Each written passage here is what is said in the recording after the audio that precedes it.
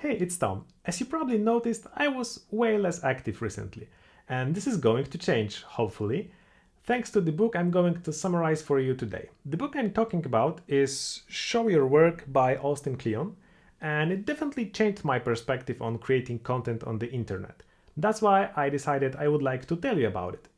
There are actually 10 rules listed in the book, but I will only tell you about those things which I find most useful and helpful from developer perspective.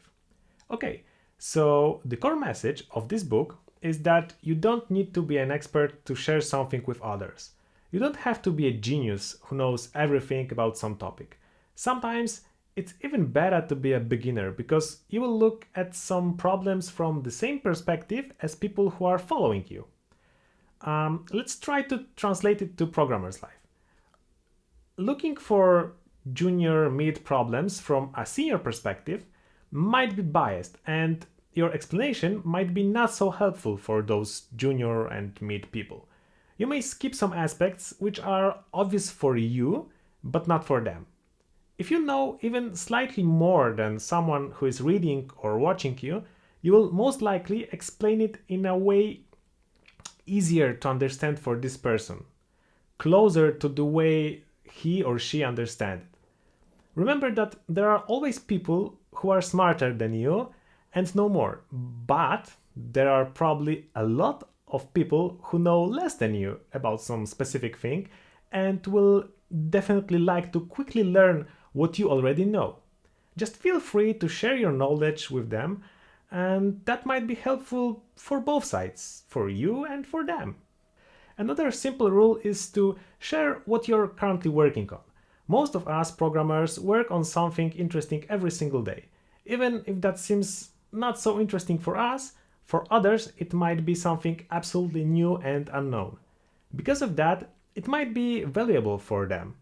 It's hard to switch our minds to try it because as programmers we usually have a tendency to think that everyone else on the internet is smarter and has top level knowledge about particular language, framework or platform. That's not true. If that would be true, Stack Overflow would bankrupt long time ago. The next rule, which is really hard to keep up with, but helps probably the most to change our mindset, is the rule to share things consistently. Ideally, every single day, even something really small, that will build a habit of sharing things. It might be a small chunk of code that is solving a problem you were working on today, a one-line fix that took you a few hours to find out on Stack Overflow, a cool blog post written by another developer, announcement of a new version of your favorite library, anything that was interesting for you this day. Definitely there was something, I believe. Talking about interesting things, share only things that are interesting for you. This rule is really important. If something is not interesting for you, don't share it. Don't be a spammer. There is a big chance that people who are following you have similar interests. So if something is interesting for you, there is a chance it will be also interesting for them. Watch out, because this also works in case of not interesting content. If you find something not interesting at all, then maybe don't share it, as it will be most likely not interesting also for people who follow you. By the way, it's important to share something consistently, but always try to create high quality content. At some point in your life, you may really have a big audience, and because of that, it's worth at least trying to speak correctly, write using proper grammar, learn punctuation. If you're not a native speaker, like me, you can use free browser extensions which will help you eliminate the most obvious typos, for example, Grammarly. It will definitely help you write way better and make your posts easier to read for people who are native speakers. Talking about sharing, remember that platforms you're using like Facebook, Instagram or YouTube are popular now, but might not necessarily be popular in 10 years. You also might get banned at some point because of unknown reasons. Be prepared. Register your own domain, build even a simple blog using WordPress, and make sure your followers know where to find you in case of unexpected problems.